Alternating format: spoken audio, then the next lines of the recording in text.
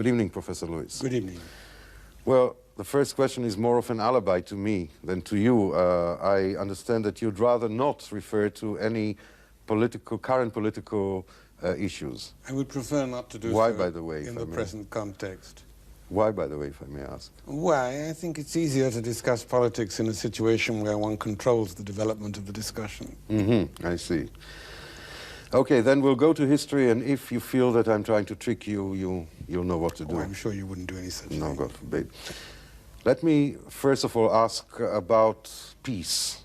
Yes. How would you or how would the Arabs define this term, peace? You mean the English word peace or the Arabic? Or the Hebrew word peace in Arabic, which has got two connotations. Well, as you know, there are two different words which are used for peace in Arabic, sulh and salam, and I have observed over the years a great deal of rather metaphysical interpretation of these two terms, most of which I must say, frankly, I find beside the point. In the Muslim and more particularly the Arab world at the present time, I think people use these terms peace and war in much the same sense as anyone else. They have now accepted the normal political discourse of the international community in this respect. I think one has also to add that the words salam and sulh in Arabic have at various times changed their meanings. The word which is normally used for a peace treaty, for example, is sulh. If you look in school textbooks in Arabic, the Treaty of Versailles and the Treaty of Utrecht and the various other major treaties of European history are always called sulh. Salam in the past had a more religious meaning. It was used of peace and well-being in this world and the next, more particularly in the next. It occurred in greetings. It was not normally used very much as the opposite of war. It had more of a sense of salvation than of peace. It's not something you sign with other people, but rather with your God, perhaps. Quite so, yes. And in modern times, it has come to be used more and more in the sense of peace in a sort of politico-military sense. For example, the Arabic translations of Tolstoy's War and Peace use the word salam, not sulh. Sulh has the sense of putting an end to war, making peace.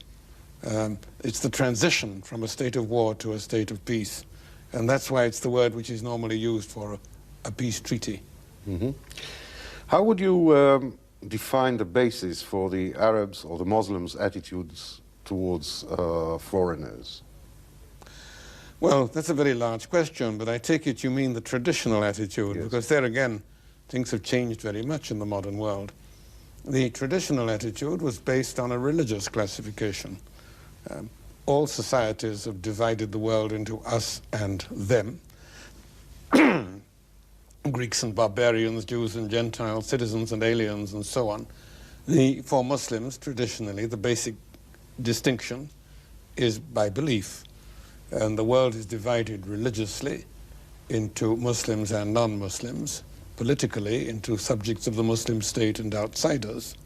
The non-Muslims are further divided into those who profess a revealed religion, which in practice means Christians and Jews, and those who are not, those who do not, and the rules are different in the two cases.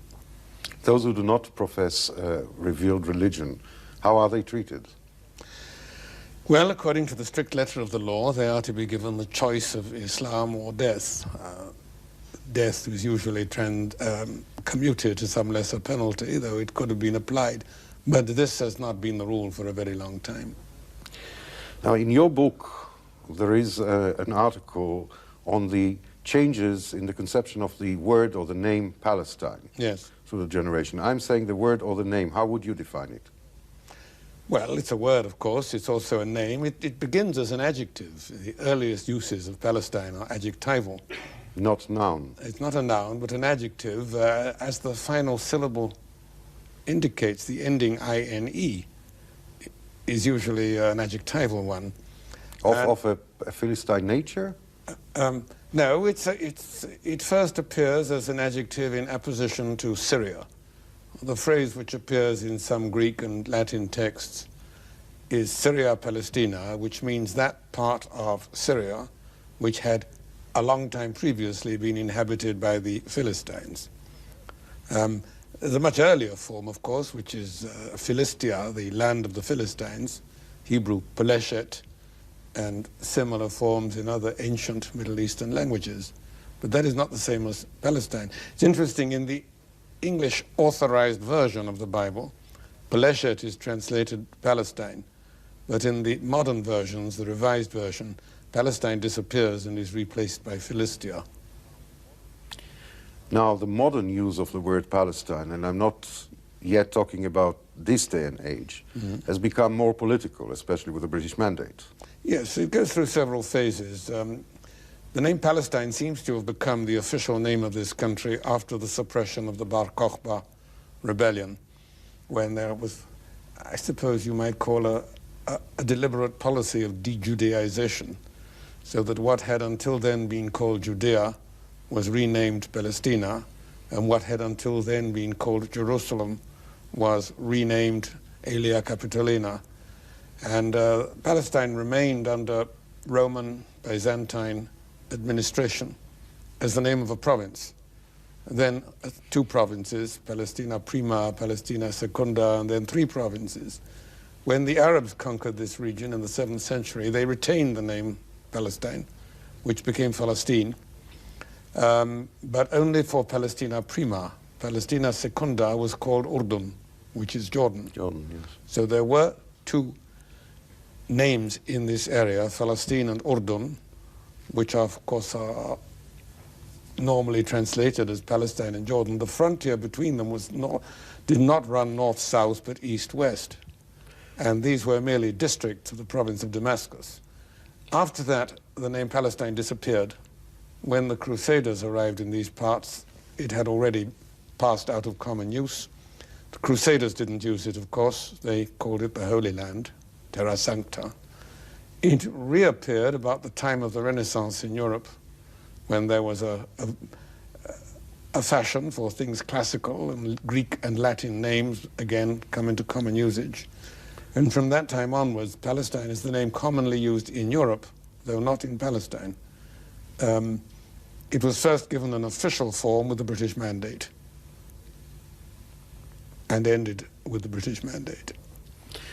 And would you make a definition between the use of the adjective, as you say, Palestine and Palestinian? Yes, I mean, Palestine ceased to be an adjective a long time ago. What I said was that it makes its first appearance as an adjective, but already in Roman times it is used as a substantive. And once Palestine becomes a noun, then you need a further adjectival form. In Latin it was Palestinensis, and in modern English is Palestinian. In other words, now I'm not trying to trick you, but I really want to know if you make a definition between a Palestinian state as such and a Palestinian people as such. Well, the Palestinian state does not exist. The Palestinian people undoubtedly does exist. And that, I think, is a distinction of some significance. Now, how would you say, what are the common traits to Islam and Judaism? And Well, may I just elaborate a little? And what are the political significance of those traits? There are many common traits between Islam and Judaism. Perhaps the most important, or at least the most obvious, of which is that both are legal religions. And both are religions which have a whole code of laws regulating not only belief and worship, which are commonly recognized as belonging to the sphere of religion, but a whole series of other things like marriage and divorce and inheritance and food, cooking and eating, and so on. This is not the case with Christianity, for example. It is a characteristic which Judaism and Islam share. And this also has political implications in that the examples which I gave relate to the law of personal status, marriage, divorce, inheritance. But both have certain political rules as well incorporated in the holy law, in the shari'a for Muslims or the halakhah for Jews. The important difference between the two is that Islam has been a religion in power for the whole of its 14 centuries of existence, whereas Judaism has been out of power for a very long time.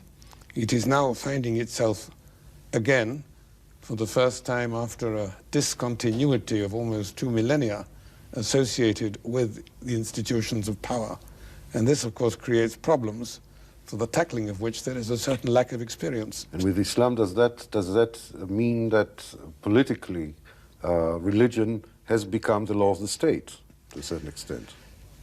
Traditionally, religion was the law of the state. That's to say, in traditional Muslim states, there was no formally recognized law other than the law of Islam. What would in Jewish term would be defined as halakhah? The equivalent of halakhah, yes. There were, of course, other laws, but these were de facto, not de jure. That's to say, the will of the ruler obviously had the force of law in practice, though not of theory, and there was always a certain amount of customary law, tribal law, local law, and the like. But none of this was officially recognized. The only duly constituted law, administered by recognized tribunals and properly appointed judges, was the holy law of Islam. And that remained true in virtually all Muslim countries of advanced civilization until the 19th century, when you get the beginnings of a sort of secularization through the introduction of European legal notions and European legal norms. But then, again, in the middle, or even after the middle of the 20th century, you get the fundamentalism growing in many Islamic Arab countries. How do you explain that? Oh, indeed it's growing, and the basic meaning of this is the desire to undo the westernizing, secularizing changes of the last century or so and return to a shari'a state. If you look at the writings of the fundamentalists, it's quite clear that this is the main issue as they see it. Not certain other matters which we have regarded as more important, but which in the context of Islamic fundamentalism are trivial and secondary. In one of your articles in that book on Orientalism, there is almost what I would dare say, and I hope you won't be angry at me, emotional outburst against a certain Dr. Ahmad Said. Not Ahmad, Edward. Sorry. Who, in fact, attacked you more than once by misquoting from your books and articles. Mm-hmm. I would say the article in question is a response to an emotional outburst. By him? Yes. Yes, well, some of it rubbed in, probably. Mm-hmm. And that was an article where he I think, claimed that you are using sexual terminology in speaking about the Arab world. Yes. Can you explain that? No, well, I didn't, of course. I mean, this was his invention. There are no limits to the powers of interpretation of a really determined man. Yeah, but he's not the only one, is he, of the Arab Orientalists who claim that Western Oriental... Well, he claims to be. No, he doesn't. So what is he? I think he would regard that as an insult. Why? Because for him, Orientalist is a term of abuse. Why? He regards us as evil. It's a certain philosophy of which he is by no means the only exponent. It's people who say roughly this: you, meaning the Western world, you have robbed us of our present, you have endangered and compromised our future, and now you are trying to invade and pillage our past. In other words, our culture, our history belong to us, and outsiders have no right to concern themselves with like a property. Yeah, yes, of which only a limited amount is available. And if they do so, they must do so for ulterior motives. And then, of course, comes the quest for the ulterior motives. You had the same question when the first Western archaeologists came to this part of the world and started digging up ancient tombs, which the occupants of the country had never thought of doing. Now, why would these people come from thousands of miles away, spend a lot of money, risk their necks, make enormous efforts in order to dig up a lot of old graves? There must be something hidden in this. This is basically the approach. Yeah, well, so we got Orientalism mixed with paranoia as everything else. Yes, I would think that's... Thank you very much, Professor Bernard Lewis. Thank you. Thank you.